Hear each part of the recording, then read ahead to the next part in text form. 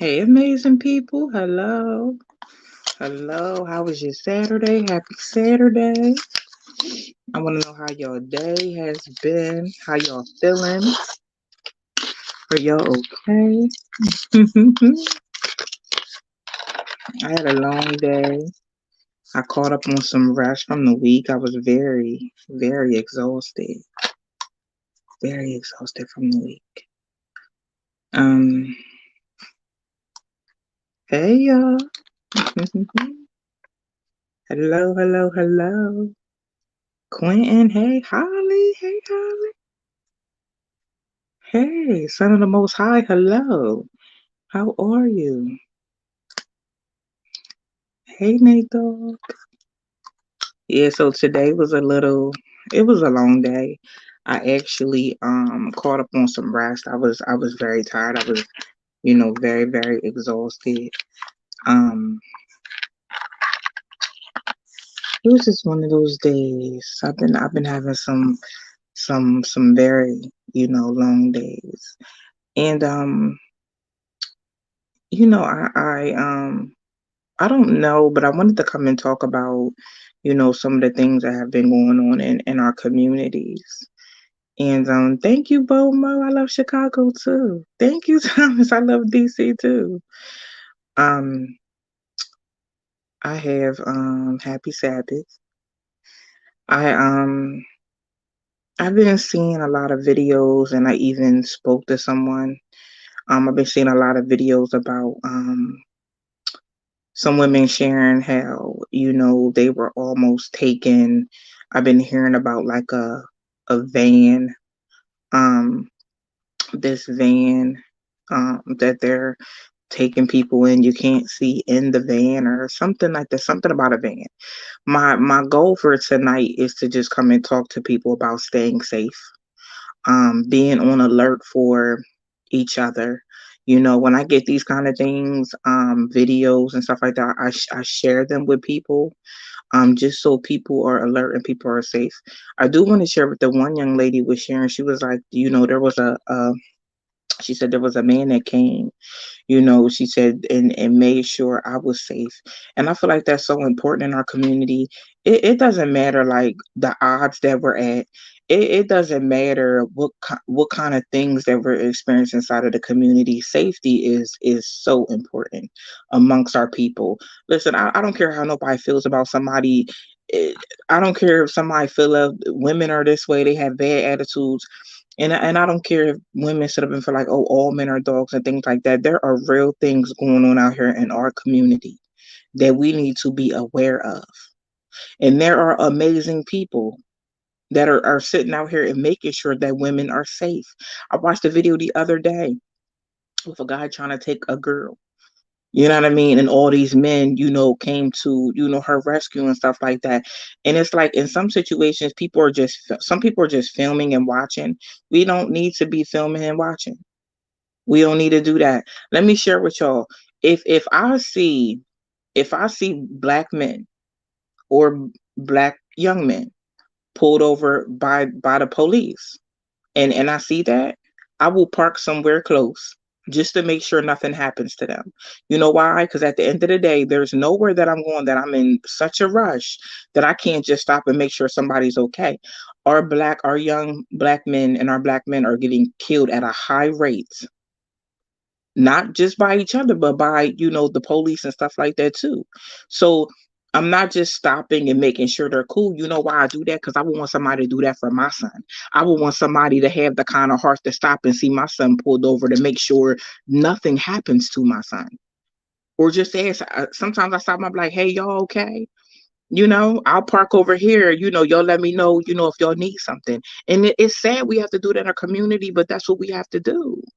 And it's not just, situations like that. I've been in situations that, a bunch of kids, sitting up here about to fight each other, somebody filming it, and I've had to step in. And I've had to say, if we was inside of a mall, do y'all understand that? And I told all them kids, I said, if y'all told me your mom and dad's names, I probably know your mom and dad's. I said, but let me tell you what we ain't gonna sit out here and do. Y'all are not about to sit up here and fight over something dumb, because I'm sure it's over something stupid. Y'all are kids. What do y'all really have going on that y'all should be in this mall? And it was about 30 kids. What is y'all about to fight in this mall for? I said, first of all, we are in a neighborhood, baby, where they want to lock you up. You understand that?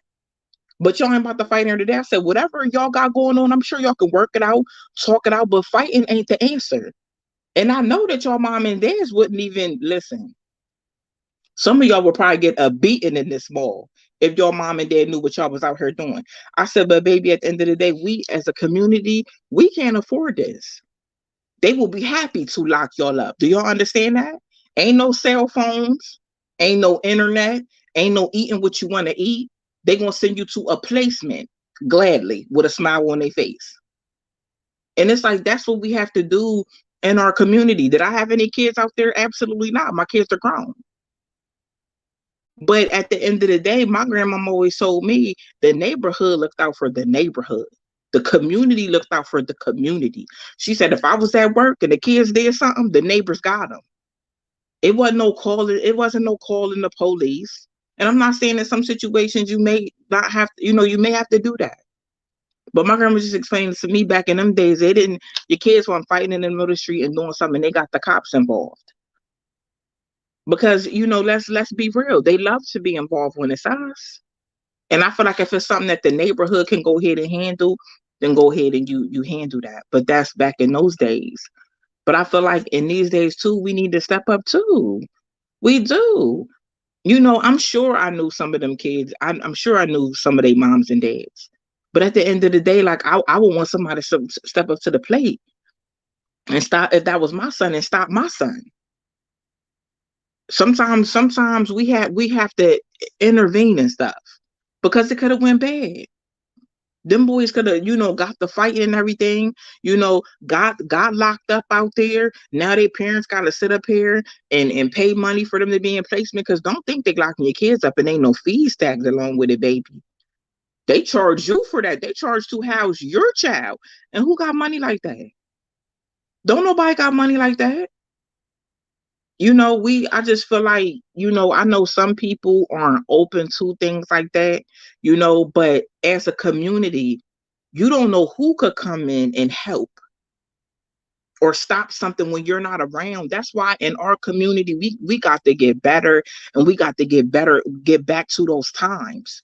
Because you know what? If somebody was able to say something to your kids, maybe some people's kids wouldn't be incarcerated right now at 16 years old in an adult prison. But too many people is raising their kids like, oh, you can't say nothing to mine. Why not? Why not? Why can't I say something to your child? I'm not gonna front, y'all. I came to be all the way real today.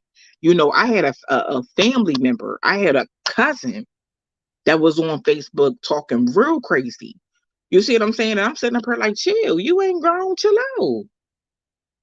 But my family, said something to me, but you know what? It was so crazy. It's out of them not liking me though.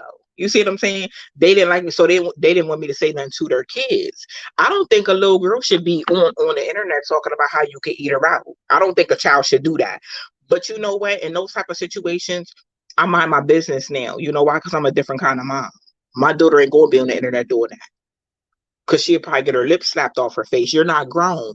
But it's so many people that raise their kids to be grown before their time or let their kids do whatever they want.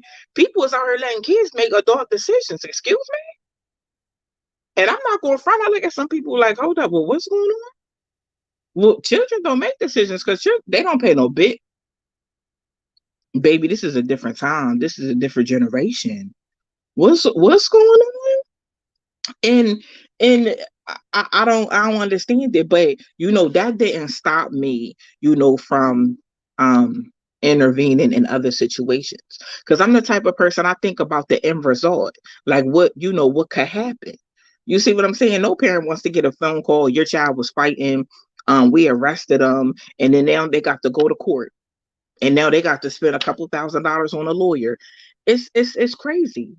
You see what I'm saying? I don't understand why people like don't say nothing to my child. What do you mean? Somebody could come. and stop your child from getting in a bad situation, from being arrested, from being suspended from school. You see what I'm saying? There's so many different aspects. But community's not community like it used to be. When my grandma would tell me stuff like that, you know what I mean? And my aunt would tell me, my mom would tell me, I'm like, that's dope. But I got to experience that because my grandma raised me. You see what I'm saying? My grandma and my aunt had a hand in raising me too. And it was so cool. Like when I went to school back then, my grandma was friends with a lady down the street, older lady. Her name was Miss Taylor. She was amazing. And she would let all in the morning, it's cold outside. It's cold, it's snow on the ground. You waiting on the bus. She would bring all the kids. She would make sure it was okay with your parent and everything. She'd bring all the kids into her house to be warm every single morning until the bus came. We knew to go to Miss Taylor's house. We was going there to sit down and be warm until the bus came. She did that every single morning. That's community. That was the kind of neighborhood, my grandma lived in. Everybody looked out for everybody's kids. Everybody looked out for everybody's kids. Wasn't nobody sitting up here like this generation of people sitting up calling children and youth on people. And people don't even call children and youth on the people that need to be called on though. They calling on people they shouldn't even call on. While other kids is out here suffering and neglected, but it's like they just didn't do that. You see what I'm saying? And it's like I would so love for us to do that. Now we have too many kids getting locked up, too many kids in the system, too many kids spending like their whole childhood and half of their adult locked up. And to the single moms out there, let me say, I'll be the first one to tell you, I'm so for a black man being in the household. I'm so for that because they're an authority figure. Yeah, they love and they care and providers, they are authority figures though. Us women, we emotional. I teach my son things, but I baby him. I baby him. I do. Because I'm an emotional provider. I'm emotional. I'm a woman. I'm feminine. But I just feel like our kids, they definitely need their fathers or some type of, male role model. I'm all for that. But I'm also, if that can't work, I'm also for co-parenting. I'm all for co-parenting in a healthy way. You know why? Because my boys need their father. I'm not one of those moms that's just hung up on something and feel like, oh, I could do it on myself. I'm superwoman. No, I can't, baby. No, I cannot. I cannot. I can't. I need your help. And I'm not afraid to say that. These kids need you like they need me. I tell people all the time. Kids equally need both parents. That's just how it is. One is not better than the other. You need both. You know, it's just I just be really like wanting us to get to a space like that. You know, I'm gonna give you another example. I've taken in a lot of kids in my time. And one thing, I've had to tell several people, right? That come to me that are caring for kids. You are going to get attached. You are going to love them kids like they are yours. But you have to understand, especially when you are a foster parent, you have to understand that you are a temporary parent. You're a temporary guardian for this child. Now, are there times where kids wanted to live with me? Absolutely. Absolutely, because I spoiled them. So yeah, they wanted to stay. You see what I'm saying? Um, but I've had to have conversations, and just tell people, tell kids like I love you. Don't get me wrong, I love you. But I'm only here to care for you until your parent gets out of prison. Because I took care of my little cousin and her father was in prison. I'm here to take care of you till your mom get on her feet, your dad get on her feet. That's it. That's it. I'm just helping out. I had to explain that. But I'm gonna also go a little bit deeper. With having a calling like that and you being able to, care for kids like that, at the end of the day, I had to explain this to somebody that wanted to step up to the plate and take, take custody of some kids. And I had to tell this person, if the Almighty led you to do that, you do that. But if the Almighty told you to be in place until that child's parents got themselves together, you do that. But I know in my situation, that wasn't my calling. My calling wasn't that. Even the workers and them asked me, like, would you be a permanent, and I had to even let the caseworker know, because baby, they be quick to take somebody's kids and place them somewhere. You hear me? They be quick to do that. Baby, I done seen some things in that system. You hear me? They will advise you to call the police. It's crazy. But I had to even let her know. I said, their mom is progressing. She's looking for a place. She's trying to get stable. I said, I am only here to help until their mother gets on her feet. God didn't tell me to take nobody's kids, baby. You hear me? Kids don't make decisions. They don't do that. Them girls, yeah, they want to stay and things like that. Y'all are still children. I don't communicate with children on that type of time. I talk to parents. I talk to grown people. You see what I'm saying? There was nothing going on. There was no type of abuse. There was nothing like that. But at the end of the day, kids don't make decisions on, where they want to go and what they want to do. Adults make those type of decisions. And I've had to express that story so many times, that that's not what I was advised to do. And we have to learn to stay in our lane when stuff like that happens, and do what the Almighty advised you to do. I would never want nobody, if I felt on a hard time and I became homeless and I had to allow my children to stay with somebody, I would not. I would be so hurt if this person was sitting up trying to take my kids behind my back. I would be so hurt. But it's crazy. People don't think like that these days. They don't think about, what if it was me? Baby, my kids ain't making what? My kids ain't making no decisions. Period. Don't even play with me like that. My kids couldn't go tell nobody, oh, I want to live with them. Y'all better get on in this car before I tear y'all on out. Get in this car. Cause see, kids do that because at the end of the day, they might have a certain freedom somewhere that they don't have at home. That's where that be coming from. You see what I'm saying? And that's why you can't, feed into that. Kids are kids. Let them be kids. Stop allowing them to tell y'all where they gonna go, what they ain't gonna do, when they gonna do it. Stop that. Stop that. My boys knew. We ain't about to play them games over here. Don't do that. But these are just like the things in our community. Lauren said right, exactly.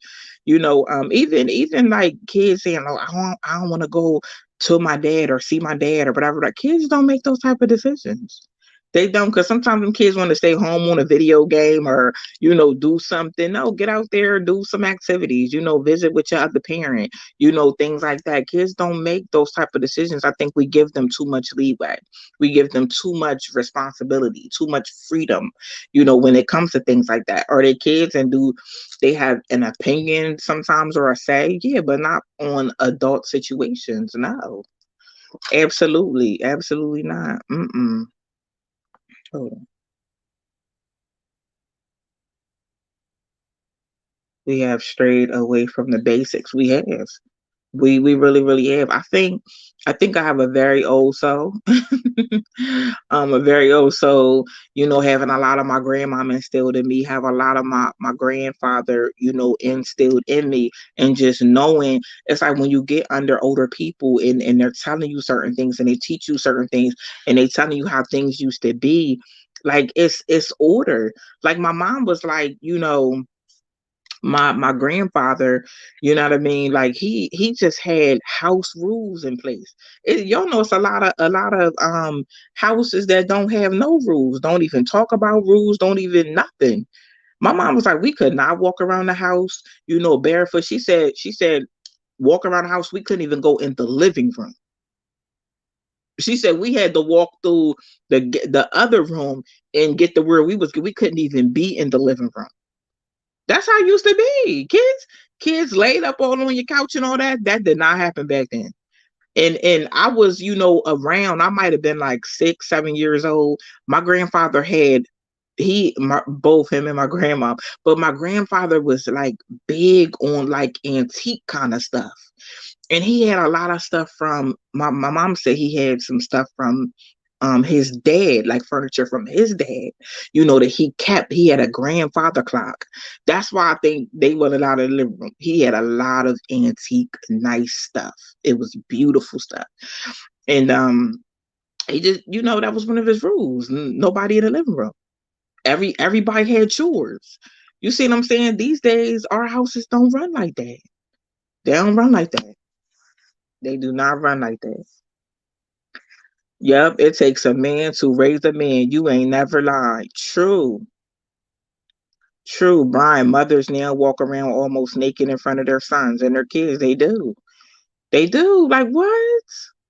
No, that's not normal. That is not normal at all. That is not normal at all. I mean, it's a lie. It's a lot. I was raised by a God fearing, strong black woman, and she didn't play when it came to deciding and respecting the Lord. Right. Absolutely. I'm telling you, it's a lot of stuff, and I just look and I'm just like, wow. Like the rate, if you kind of go back and you look at, when it comes to our young black men, and they have now, I know in Pennsylvania, I don't know about a lot of the other places, they actually have a prison for them. My brother was in it. They have a prison for the younger ones that are coming in the system. This is a prison they will send them to. So they're kind of like all together. But if you look at those rates, you didn't see those young black men going to prison at that young age like they are now, and being charged as adults like they are now. And it's because our community is broken. It's not community like it used to be. It's not. I was talking to um a woman yesterday, and we had kind of touched on how they will offer, like, the government will offer you these different services, but it's like, we'll give you this, but your husband can't come, or your husband can't be on it, or your husband on it, you got it's too much income, or and I'm just like, yeah, yeah, that's how it used to be. How many women was in housing in Section 8, and your man had to take all his stuff out of the house when they came for inspection? Me, I ain't listen. I'm coming to tell the truth. That happened to me before when I first, got my housing and stuff like that. But it's like, why can't I wasn't I wasn't like I am now, yo. I didn't really know. I'm like, well, what's going on? Like, but I followed the rules because I needed the help. But that's how I was looking back at it. Yeah, it's like no man in the household. We're gonna help you with this, but no man, yeah, because you know why? No man in the household, kids may be out of control, kids that don't have that father figure, um, kids don't have that authority figure. Your kid don't got no father. That's why other races look at us like that. And they assume every black man, they father walked out to go get some milk or bread and never came back. That's the joke about our black men. And it's sad. It's sad. It's sad.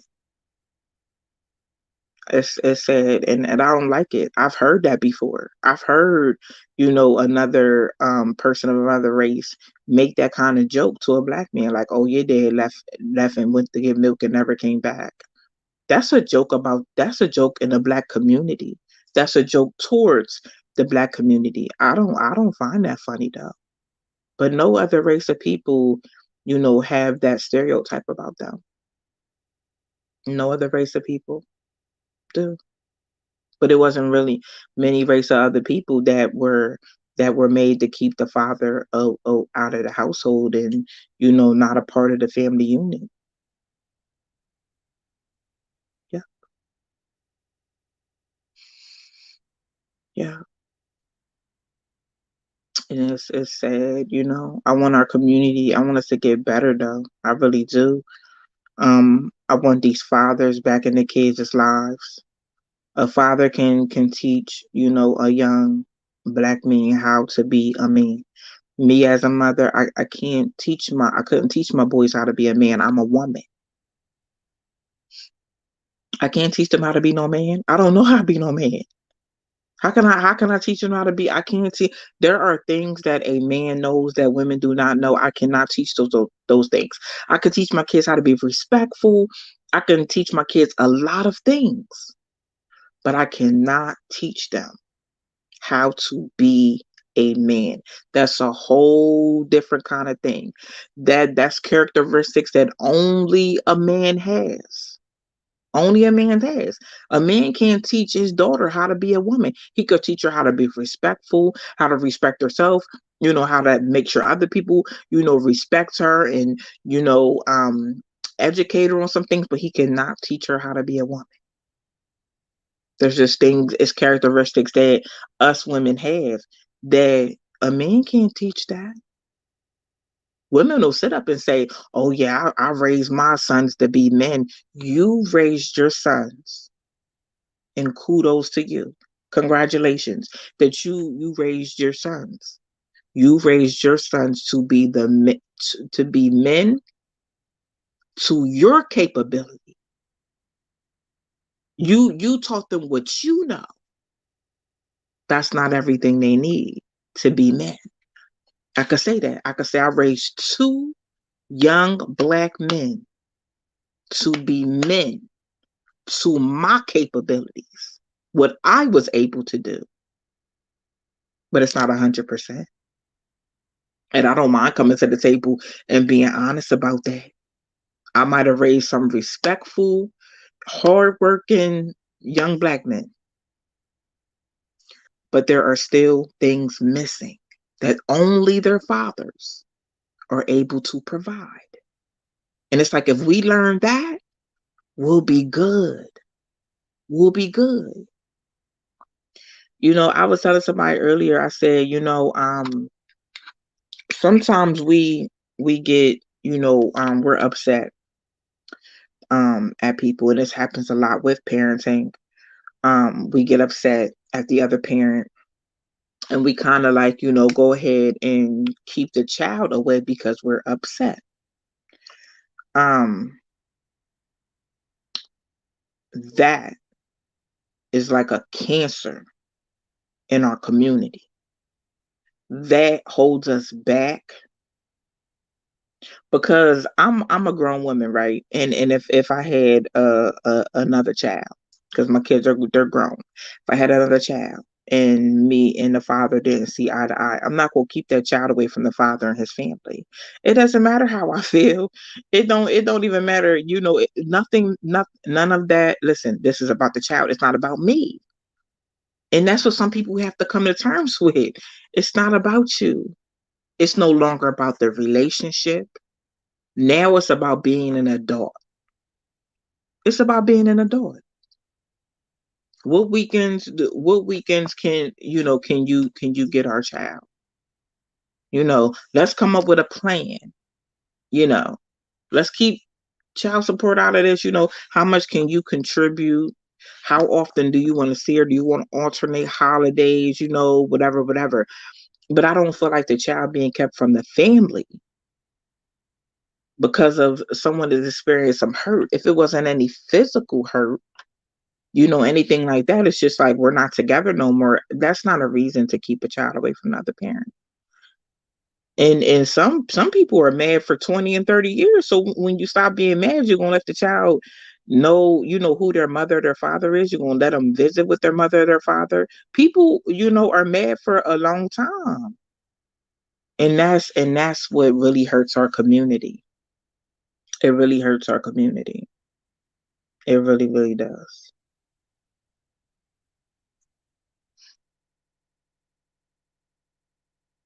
It happened to me as a kid. I'm sorry, D Ram. Wanda, it's even harder when you have to stand in place for someone who is never coming back. Yeah, I'm not saying that there aren't parents out there that just don't have a care in the world. There are. There's some parents. Men and women don't have a care in the world, don't care about the kids. They only care about themselves. They're very selfish. So I get, a parent that's saying, I have to raise these kids to the best of my ability. I have to do what I have to do. Praying one day that that parent turns their life around and understands that they have a child out here that needs their love, wants a relationship with them, that needs them as a person. But I also want people to understand, right, that I'm not making any excuses for anybody because I've experienced this a little bit myself. Sometimes some parents don't know how to be there for their children because they don't even know how to be there for themselves. So that's why you may have a grandmom or an aunt or another family member that steps up to the plate, you know, because that parent just doesn't know. They don't know how to love a child, care about a child. They brought one into this world, and some just don't know. Don't know. They just don't know. And I'm not making an excuse, but some people should have never been parents. But the child is here. And sometimes, and this is when I say it takes a village, because sometimes a lot of kids grew up, their grandmoms raised them, their aunts raised them, their cousins may have raised them. I know some women that are raising their children's siblings and stuff like that, keeping them all together. There's always an amazing person out here, that'll step up to the plate and make sure that a kid is okay. And I applaud those amazing people. Some of those people don't even have their own kids, but I do want you to know, like, you're a parent too. Just because you didn't birth a child into this world, you're a parent as well. I want you to know that. I know, I this girl, she wanted to be a mom so bad, and I could tell in her heart. In her heart, she was already a mom though. You know, um she just had that motherly spirit, and I told her, she had a lot of medical complications or whatever, and I told her, I said, you gonna be a mom. I said, you may not birth that child out your body, but you gonna be a mom. And I was so excited when she called me and she told me, she said, I'll never forget the day you told me I was gonna be a mom. She said, because I'm a mom now. And I said, see, things don't always work out how people may see the blessing working out. It may not always work like that. She didn't birth the child into this world, but you can't tell me the child ain't hers. You can't tell me that. But she's a mom.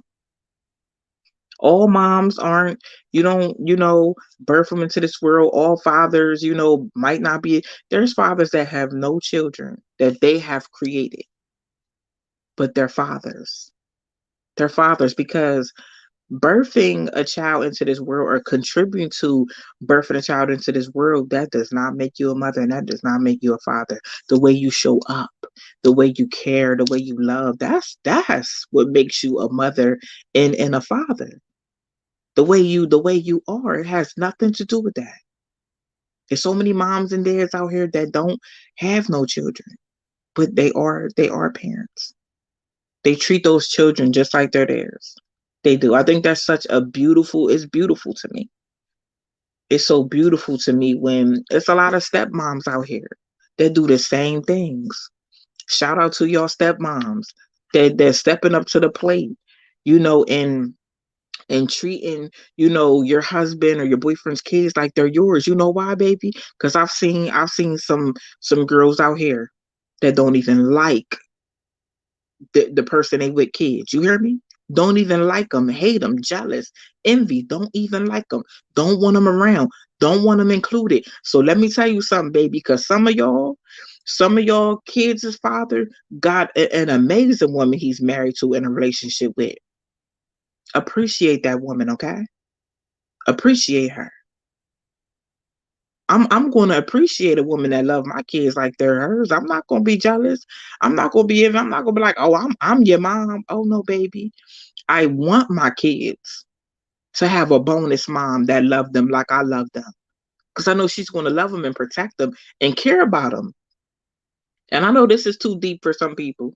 I know it's too deep for some people because our community is such in shambles that women feel like, oh, that's my baby's dad. Oh, I don't like his girlfriend. I don't like who he with. Why not? You don't even know her. You don't even know her. You didn't get to know her. You didn't even give yourself the opportunity to be in her presence. Just because y'all have kids to the same person or dealt with the same person do not automatically make you enemies. It just don't. Even for the fathers out there, there's some amazing stepfathers out there that love them kids like they are his, do anything for them. Those are the type of people you want in your kids' life. Come on, let's be real. Let's think on a whole nother level. Let's be mature in these type of situations. That's who you want. You don't want somebody around your kids that don't even like them, can't stand them, don't want them around. Because, baby, there's men and women out here like that. There's men and women out here like that.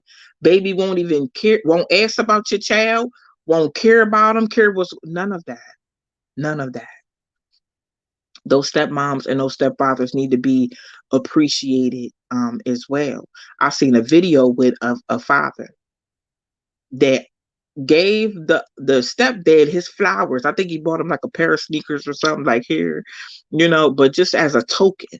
But he sat up there, he said a whole speech. It didn't really go viral on social media like it should, because it was something positive when it came to black men. But he told them, man and man, thank you for being here for my kids. Thank you for what you do for them every day. It was just so beautiful. And it's like we need more of that. I see blended families. You see what I'm saying? Ain't no animosity with the stepdad and the dad. Ain't no animosity with the stepmom and the mom. None of that. None of that. Because everybody is for the best interest of the kids. Jeffrey said, that's me. Right. Yeah, I mean that's what I believe. I posted something earlier and I was like, you could be a positive being, in somebody's life. You could bring positivity, you could bring empowerment, inspiration, motivation, and people will be afraid of that.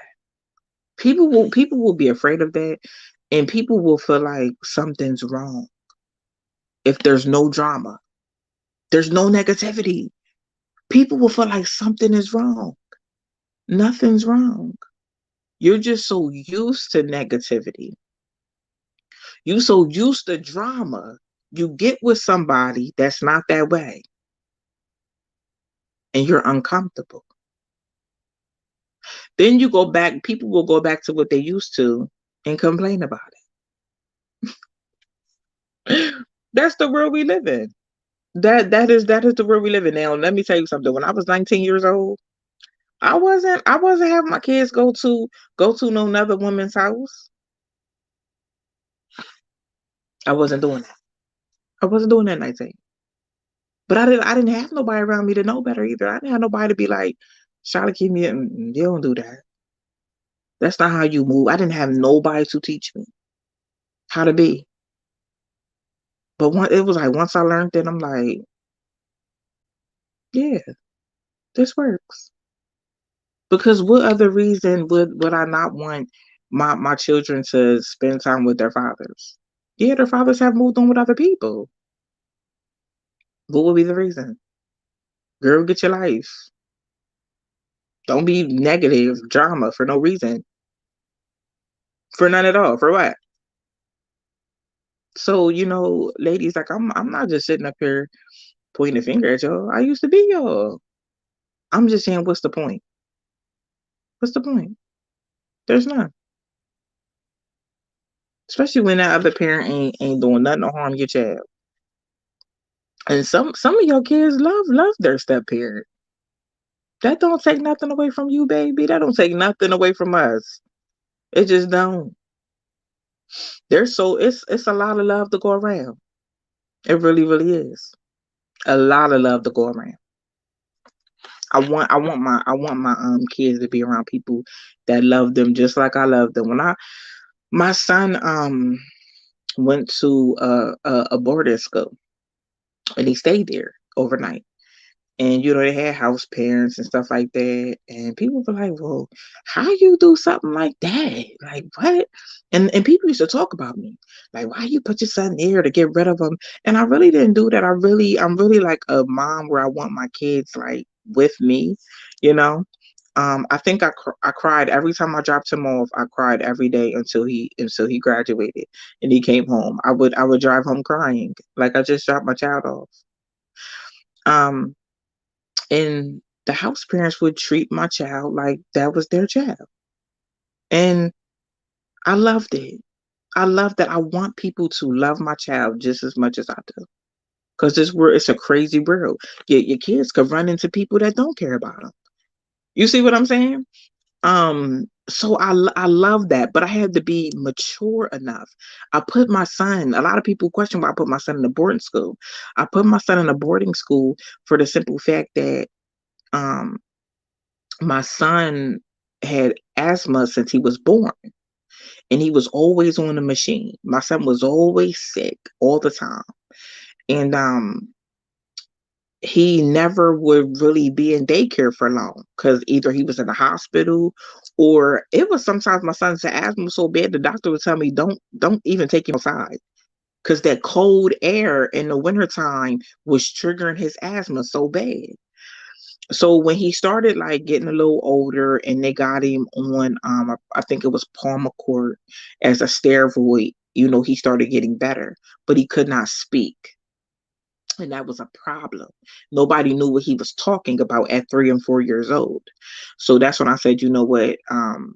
The school we was at, we had an IEP, we had a lot of stuff in place. Nothing was helping. Did I want to send my son away? No. I love my kids. I want my kids to be with me, you know. I need to know what's going on with a married dad. I need to do their homework with them. I need to do all of that. I need to be hands on because that's what type of mom I am. I had to make a decision to get out of my son's way. So I put him in the boarding school and he excelled. He excelled. The school was more hands on versus the school district that I lived in. It was a better decision. I had to get out. I couldn't be selfish to my child and my child's education. I could not do that. And I'm glad I made that decision. He excelled beautifully. He started talking, you know, um, very well mannered. He was doing things that I could have never at that point in my life provided, to be honest with you. Um, he started running cross country, becoming very excellent, taking his school to districts and states and things like that. Experiencing different things, going different places to like museums and just really able to see like the world and have experiences that I couldn't give him back then. And I'm still glad I made that decision to put him there because he did very, very well. I had to get out my son's educational way. And at that time, mind you, I didn't have a GED and I didn't have no high school diploma. So it was a big decision that I had to make. And I had to understand it takes a village. It takes a village.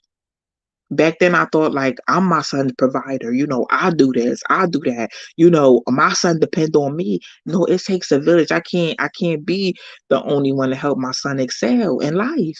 There's going to be so many amazing people that come in my son's life and pour into him some type of knowledge or growth that maybe I don't know. And I had to start being open to that. And I'm glad that the Almighty blessed me with that kind of mindset to be open. Because I've definitely done both my boys a great honor with that. Both of them, you know. But yep, the grandkids need guidance, love, support, and good mentorship. Teaching them right from wrong. Being a parent, you have to show some kind of patience with them. A lot of parents just give up. Yeah, I couldn't do that. I was a high school dropout. I was going to do whatever it was to make sure my kids were educated, make sure they had an education. Whatever y'all want to do after y'all graduate, you want to open a business, go to college, do that. But I needed to make sure they were educated just because I didn't have mine. I was going to make sure they had theirs. That was important, to me. Then I went back and I got mine. But I wanted to share that because sometimes as parents we can be selfish. We can be selfish when it comes to the other parent. We can be selfish when it comes to our kids growing. We can be selfish when it comes to opportunities that are going to help our kids excel. Sometimes we can be selfish. I don't know who has a decision right now to make when it comes to, their child and their education, or whatever it is, but just make sure you're not being selfish. Make sure you're doing what's best for your child and not what's best for you. Sometimes us parents can get caught up in that. We can be so caught up in doing what's best for us, we forget about our children. We forget about them. We do. Some women can't take another woman showing their, hey Cole. Some women can't take another woman showing their child love because the love looks different. They don't want to share it. It looks like they only want their children with the dad if the dad is alone. And Tanya, I agree with you. I agree with you on that. It's a lot of women like that. I think a lot of women need to mature. Need to mature. Like I said, thank you, Ty. Like I said earlier, the love that my son's stepmom, they both have stepmoms, they're grown, but they have stepmoms.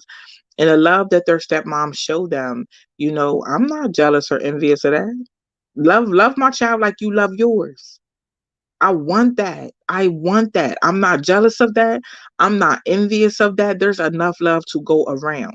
Your child is going to have many relationships with many different people, especially if, you know, um, especially if you're not, in a relationship with their other parent.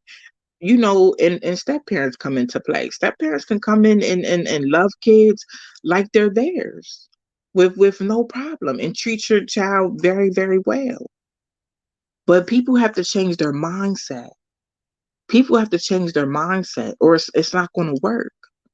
It's not going to work. Yes, and our kids need that. I had a talk with my son today about the same thing. Yeah, we have to, we have to. And I think, my boys notice that. I'm gonna tell y'all, my boys notice that. You know, they noticed that I wasn't like arguing with, it was foreign to them, like when they seen like other people doing that. And it's like they like, oh, my mom don't do that. Like my dad's girlfriend could come and pick me up. You know what I mean? And my mom running off the car like, hey, how you doing? And I get in the car because we're grown women over here, baby. We don't move like that. That's not how we move. And we're not sitting up here about to traumatize our children doing stuff like that either. We're not about to do that.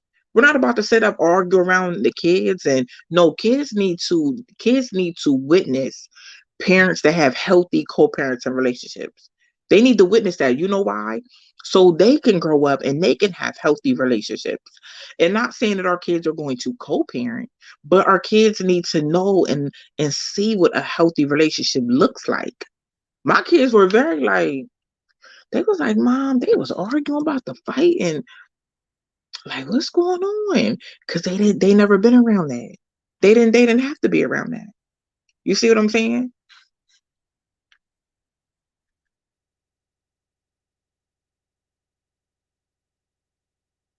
Here in the UK, coppers murder and rape women.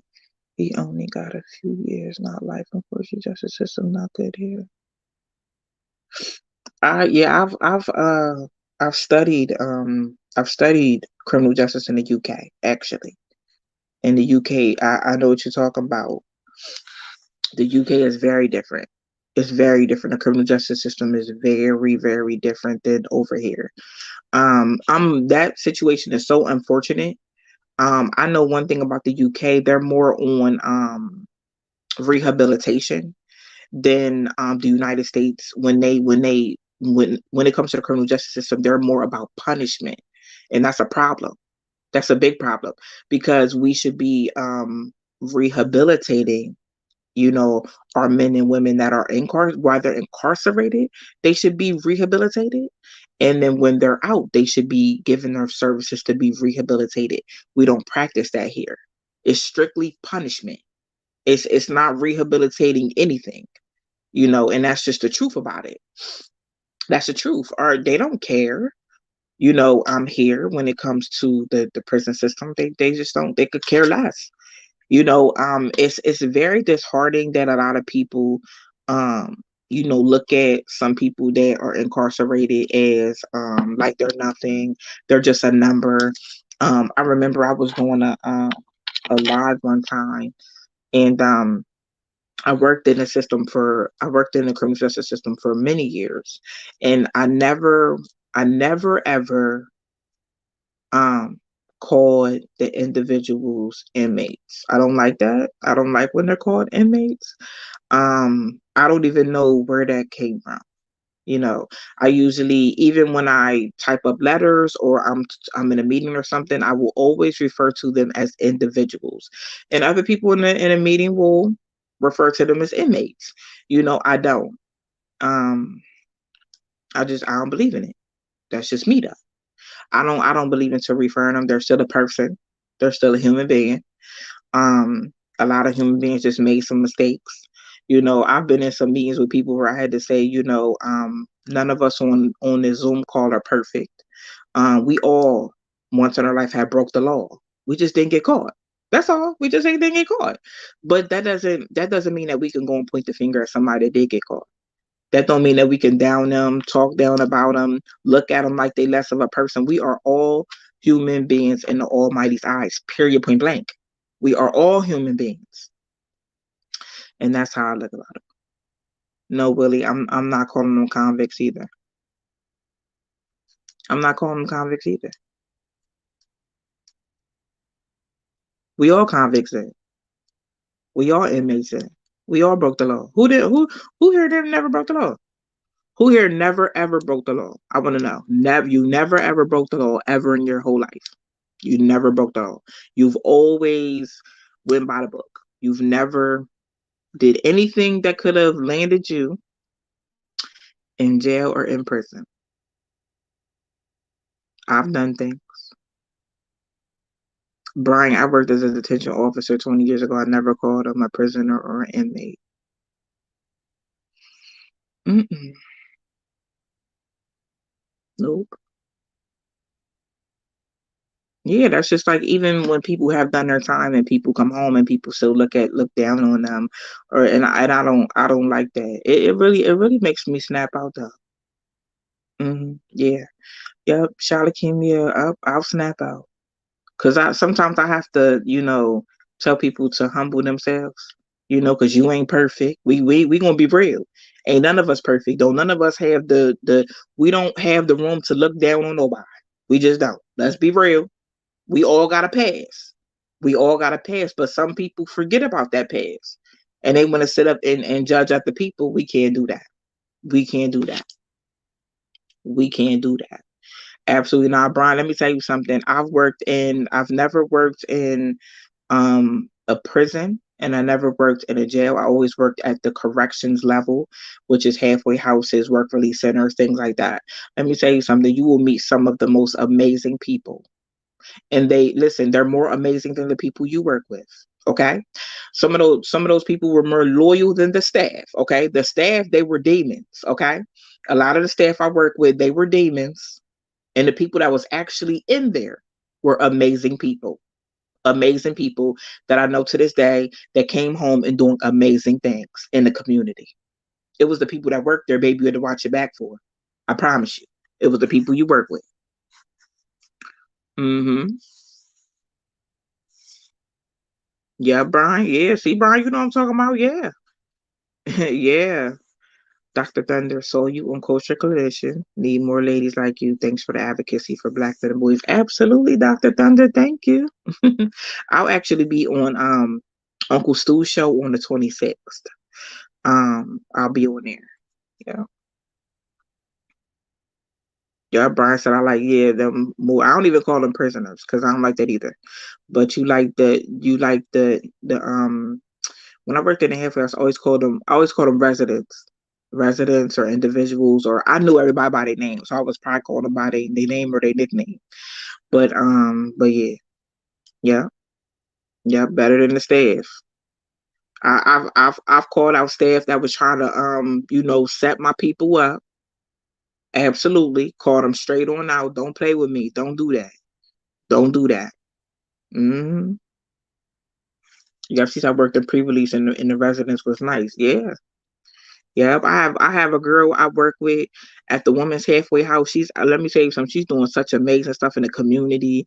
Every she's had she do like giveaways and toy giveaways and little stuff in the community, putting together little events and cooking out. She's very active in the community, very active in the community, and I know where she started and where she came from. And you can't judge a book by its cover. You can't think because somebody went to prison, did time, you know, did something bad that they cannot change. They can.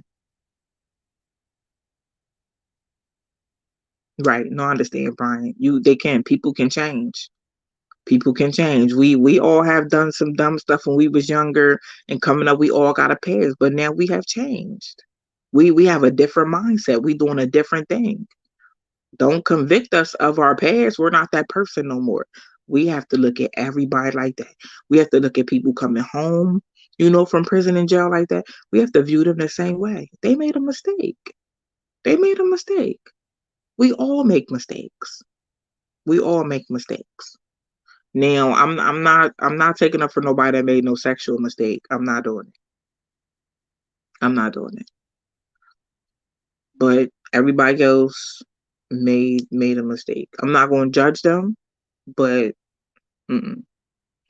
But people make mistakes, you know. My pastor told me one time some of the most intelligent men are in prison. I believe it. That's what he said. I believe it. Hmm. But you know what? I always tell people I'm an advocate too. I always tell people that you are physically locked up. You are not mentally locked up. As long as you in there, feed your mental as much as you can. And I tell them, I said, baby, it's people out here that's physically free and mentally locked up. Oh, y'all heard what I said. The people that are physically locked up, but they ain't mentally locked up. They got the knowledge and they feeding their brain every chance they get. But then you got people out here that's physically free, but locked up here, baby. Mm-hmm. You do. Yeah. Some people. Tanya, sometimes, yes, Tanya, you absolutely right. Sometimes people need a chance to change. They do. They do. I agree with that. I'm all for change. Like I said, I've worked in that corrections for a very long time. Some of the best years. I met some of the most amazing people, and they just needed some help. They just needed some help. They just needed some guidance. They just needed somebody to believe in them, you know. And I'm glad to come across some of the people that I had come across. Hmm. Yeah. But I love y'all. I'm glad I was able to come and have a talk with y'all. Right. It's a part of learning. Right. I'm glad I was able to come and talk with y'all this evening. I'm gonna go live for a little bit um tomorrow too. I'm gonna talk about healing. I put a video out there about healing, how us men and women we can heal each other. And some people's like, what? No, we can't. So I'm gonna break that down for us tomorrow. You amazing too, Tanya. Thank you. I want to break that healing part down because I don't think some people don't understand. But I would rather people say, I don't understand or explain to me because we don't know everything as people. That's some of our problems. We don't know everything as people. We just don't. And you can learn something from other people. You can learn so much. So, yeah, I'm going to teach how, we can come and we can heal each other because we can. We have the power. We have the power to do that. We have the power to show each other something different, something so amazing. We can us African American people, black people, whatever you want to call us. We are healers of the land. We are healers of each other. Do you know that? Do you know that? You're welcome, Tanya. Do you know that? Do you know that? Um. Okay. So, for example, right? So me as a woman, I'm brokenhearted because my last relationship really didn't go that well. Now I'm feeling like all men cheat, all men are nothing just because of that one situation, or maybe two situations, or maybe three situations. I'm feeling like that now, right? And I'm just sitting here and I'm just my mindset is marinated to that though. It's like, oh, this is how they are. And then I meet a man. I meet a man, right? And he cares about me and he shows me. And he loves me and he shows me. And he's protected of me and he shows me. And I'm like, well, hold up. I'm sitting up here thinking till I met this man, I'm sitting up here thinking all men are the same. All men want to cheat. All men want to do this, want to do that. No, this man is coming and saying, I got a plan. Let's do this. Let's do that. Oh, okay. You got a plan now for just, you got a plan for both of us. Do you know what that man just did for me? He just healed me. He healed me. I'm not saying, oh, I'm 100% healed, but day by day, month by month, the more we spend time, he's healing me. Because I'm not thinking how I was thinking before. I'm not feeling how I was feeling before. He showed me something different that helped heal me. It changed my way of thinking. I'm like, no, there are some different men out here that really want to care, that really know how to love, really know how to protect, really know how to provide. They are out here. And all this time I was thinking they're not. He just healed the part of me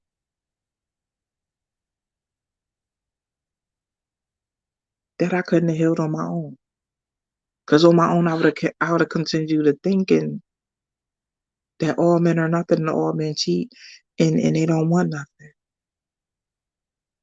Until you meet someone that proves you wrong. That's just like I hear a lot of black men. I'm not gonna go too deep because I'm gonna really go deep tomorrow. You hear black men like, oh, I gave up on black women and da da da. It's a trauma inside of them. And then they meet a black woman, baby, that rock their world. You understand? That ain't because it's just something that us black women have, baby, that don't nobody else got. Okay? Period. It's just us. It's just how we are. You know? Um, but he meets that black woman that cares about him. Asks him how his day was.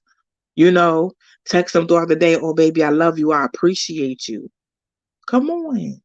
And he's sitting up here like, what? I thought all black women would. I thought they all got smart. I thought they all had attitudes. A woman have a nice bed for you when you get ran for you when you get off work. Your food on the table, your lunch is packed. She care about you. She got your back. She protect you. Baby, all that is healing. All that. All that is healing. Do you understand that? Healing.